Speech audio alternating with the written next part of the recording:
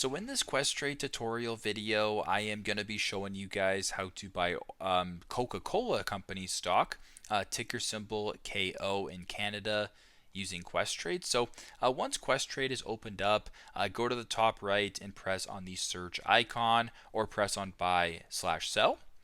As I mentioned before, type in it ticker symbol KO for the Coca-Cola Company. At the top here, press on that. Then once that is done, go to the bottom left, press on the green buy icon. Either do share quantity for the amount of shares you're looking for or the dollar amount in regards to the amount of dollars you want to spend. Once that is done, go to the bottom, press on next, and then follow the steps that way. So very simple, very straightforward. This is how to buy Coca-Cola Company stock, ticker symbol KO in Canada on Questrade. Thanks again for watching, and I hope this video helps.